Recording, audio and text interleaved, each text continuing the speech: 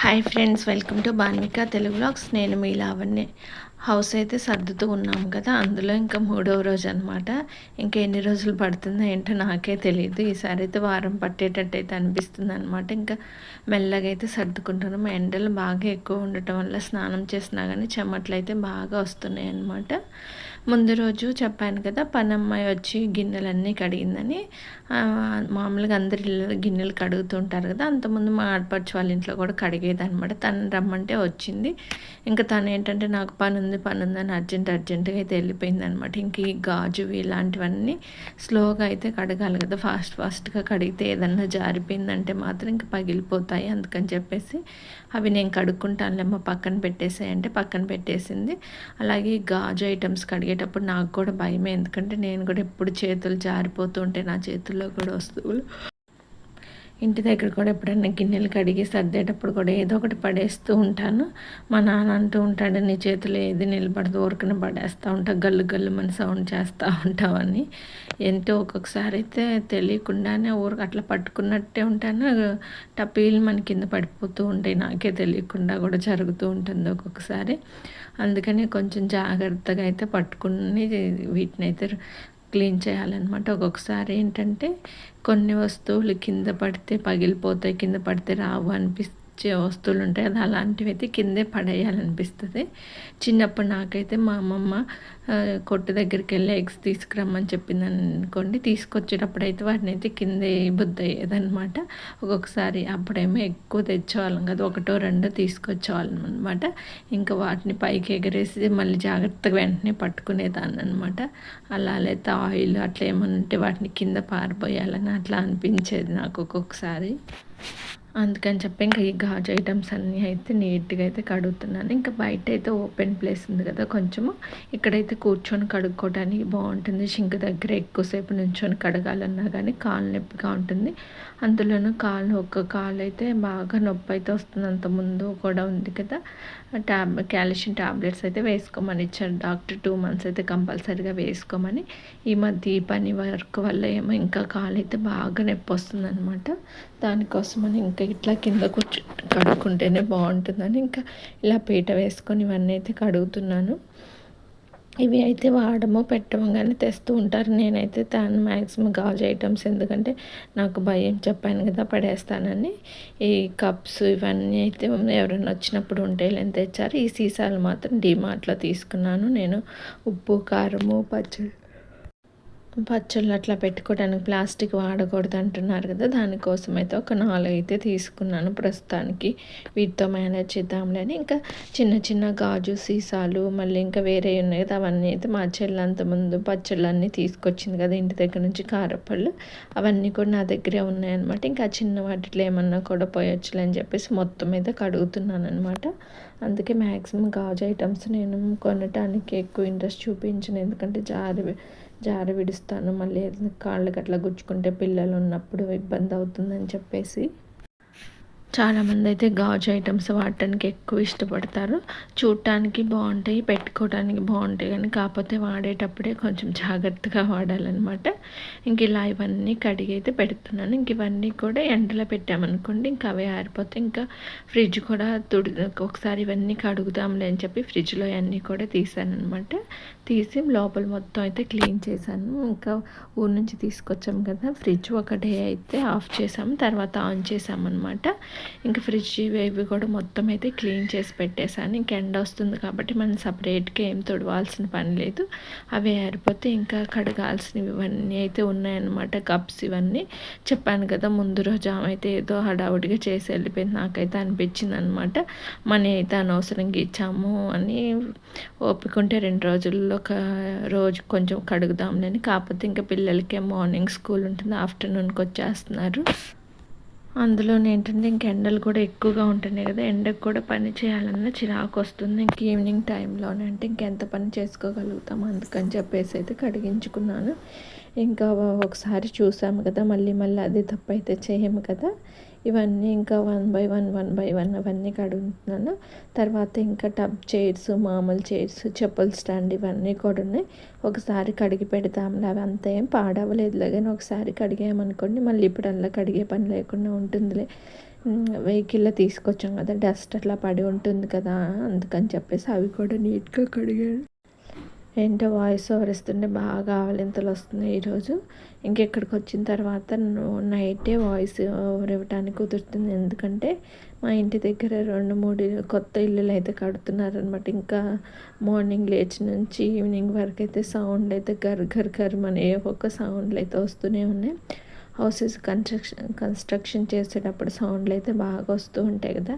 అందులో ఇంకా electrical works అవి జరిగేటప్పుడు డ్రిల్లింగ్ మిషన్స్ ఇవన్నీ పెడతారు కదా! అందుకని ఆ సౌండ్స్ అయితే ఎక్కువ వస్తున్నాయి. మనం ఎంత తలుపులు వేసుకొని ఇద్దామన్నా కానీ ఇంకా సౌండ్స్ అయితే వస్తున్నాయి.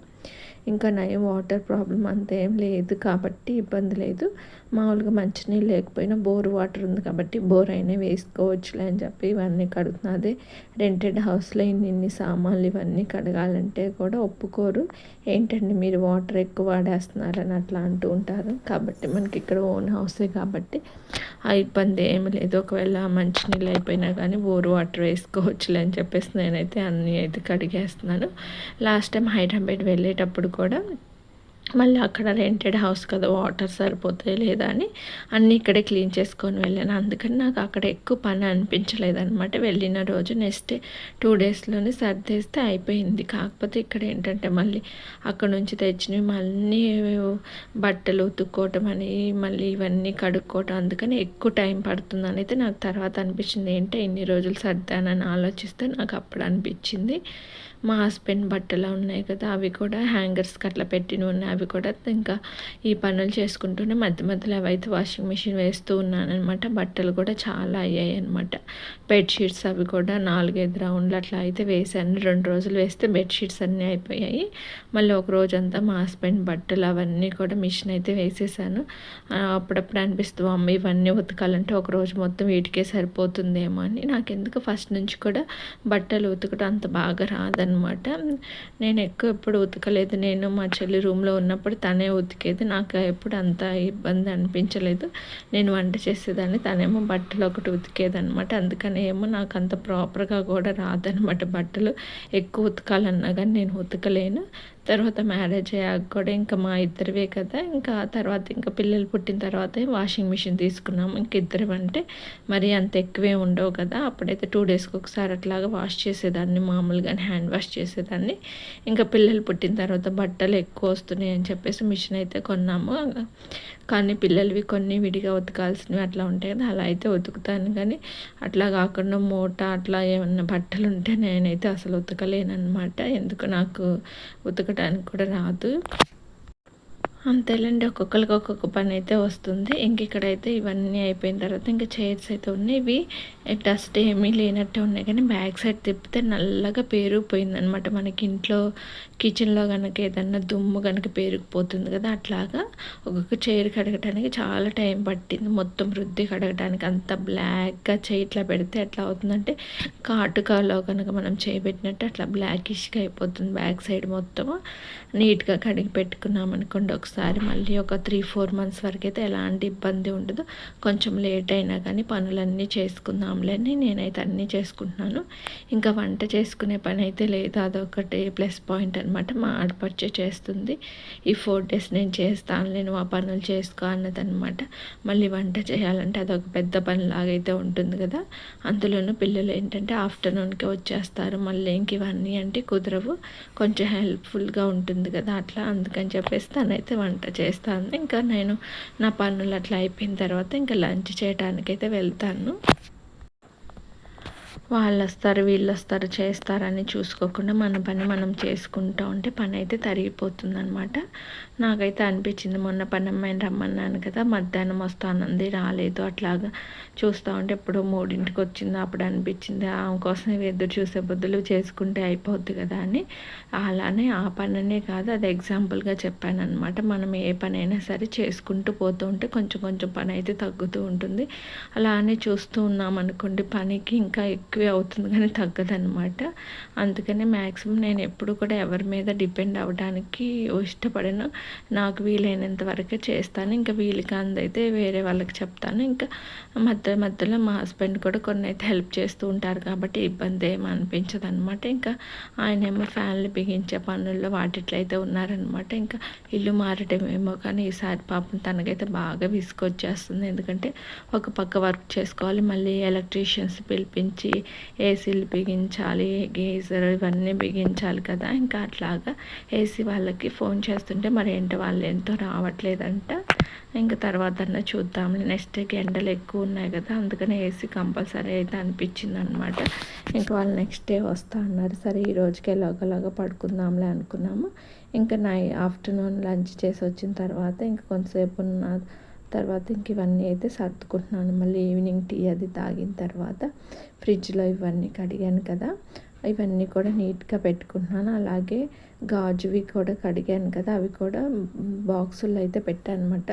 ప్లాస్టిక్వి ఉన్నాయి 2, వాటిలో అయితే సర్దేశాను అనమాట. మళ్ళీ విడిగా పెడదామని అట్టపెట్టలన్నీ పడేసాను. అట్టపెట్టలు ఉంటే లాస్ట్ టైం కూడా చెదలు వచ్చింది కదా, ఎందుకు మళ్ళీ అనవసరంగా రిస్క్ తీసుకోవటం అని చెప్పేసి చిన్న చిన్న అట్టపెట్టలు అవన్నీ ఉంటే అసలు ఏమి ఉంచలేదు, అన్నీ పడేసేసాను. ఎందుకు మళ్ళీ అని ఇంక చిన్న చిన్న ఐటమ్స్ అన్నీ ఒక్కొక్క దాంట్లో పెడతాంలే అని ఫస్ట్ అయితే మూతలన్నీ సెట్ చేసి అయితే పెడుతున్నాను.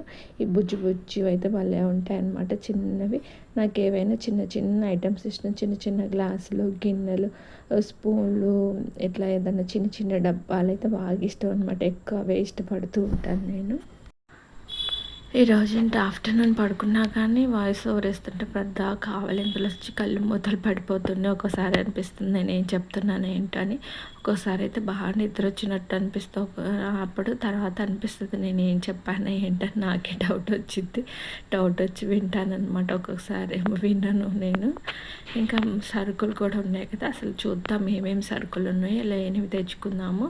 ఎటు ఆల్రెడీ డబ్బాలన్నీ సర్దేసి పెట్టాను కదా, ఖాళీగా ఉన్నాయి కదా అని సరుకులు అయితే తీస్తున్నాను. ఇక్కడ ఇవి హైదరాబాద్లో ఉన్న సరుకులన్నీ ఇలాగా సంచుల్లో మూటలు కట్టుకొని అయితే తీసుకొచ్చాను అనమాట. ఫ్యాన్ వేసినా కానీ చెమట అయితే బాగా పోస్తూ ఉంది.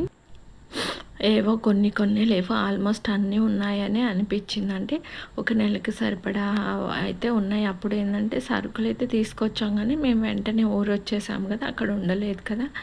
అప్పుడైతే ఇంకా సరుకులు తెచ్చినవి అవన్నీ అంతే ఉన్నాయన్నమాట. కొన్ని వాడాము.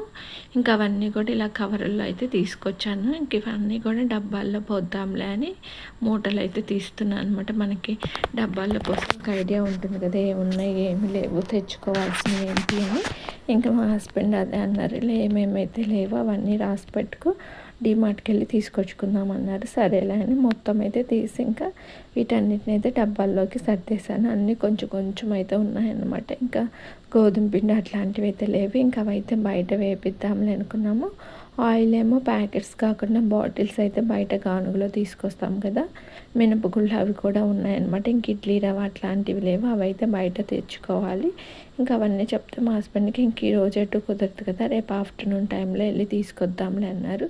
సరేలే ఇంకా కొంచెం డబ్బాలన్నా ఇక్కడ పెట్టేసేవా, నేను అన్నీ సర్దుకుంటానంటే సరే అని డబ్బాలన్నీ అయితే తీసి ఇక్కడైతే పెడుతున్నారు. నా దగ్గర ఏంటంటే అన్నీ పెద్ద డబ్బాలు ఏమి లేవు, అన్నీ కేజీ డబ్బాలు అట్లాంటివి ఉన్నాయన్నమాట. ఇంకా వాటిలోకి పోస్తున్నాను. ఇంకా కొన్ని అయితే 2 కేజీలవి 2, 3 ఉన్నాయి. ఇంకా వాటిలో కూడా సర్దేసుకుంటాను. అవి కూడా నేను కొన్నే కాదు, ఇలా గిఫ్ట్లు వైజ్గా అట్లా వచ్చినాయి అనమాట. మ్యాక్సిమం నేను చాలా తక్కువ అనమాట సామాన్ కొనేది. ఫంక్షన్స్ జరిగినప్పుడు ఇస్తూ ఉంటారు కదా డబ్బాలు, బాక్సులు, అవి అంతకుముందు మేము రూమ్లో ఉన్నప్పుడు కొన్ని అయితే ఉన్నాయి. అవి ఇంకా అవే అనమాట. కొత్తగా అయితే ఏమి కొనలేదు, కానీ అవే చాలా ఉన్నట్టయితే అనిపిస్తూ ఉన్నాయి. కొన్ని అయితే ఇంకా అన్ని డబ్బాల్లో పోసేసాను. ఇంకా అనిపించింది ఎప్పటి నుంచో అనుకుంటున్నాను కొన్ని పెద్ద డబ్బాలు తీసుకుందాం, అన్నీ చిన్నవి అయిపోయినాయి. కొన్ని ఎక్కువ క్వాంటిటీలో తెచ్చుకున్నప్పుడు పోసుకుందామని, కానీ కుదరట్లేదు. హైదరాబాద్లో ఉన్నప్పుడు అనుకున్నాను సనత్ నగర్ వెళ్దాము ఒకసారి, స్టీల్ సామాన్ షాప్కి వెళ్ళి తీసుకొద్దాంలే అనుకున్నాను, కానీ ఏంటో అలాగే అయిపోయింది. ఇంక ఇక్కడికి వచ్చేసాం కదా, చూడాలి ఎక్కడన్నా 2 కేజీస్ అట్లా పట్టే ఒక 4, 5 అన్నా తీసుకుందాం. ఎందుకంటే ఏదన్నా వండుకున్నా వేసుకోవడానికి కూడా అట్లా లేవన్నీ కేజీవి ఇంకా చిన్న చిన్నవి అవి ఉన్నాయన్నమాట. ఇంకా ప్లాస్టిక్వి అయితే మా హస్బెండ్ అయితే మ్యాక్సిమం అవాయిడ్ చేయమన్నారు. ఇంకా మనం కళ్ళుప్పు అట్లాంటివి సీసాలు అన్నం పోయాలి కానీ స్టీల్ వైట్లో పోయటానికి అయితే ఉండదు కదా, అందుకని చెప్పేసి చింతపండుకి ఉప్పుకి అయితే ప్లాస్టిక్ పెట్టాను. చూడండి ఇంకా డబ్బాల్లో పోసాను కదా, ఏమేమి ఉన్నాయి ఏంటి ఇవన్నీ అయితే చూపిస్తున్నాను. అన్నీ అయితే కొంచెం కొంచెంగా ఉన్నాయి.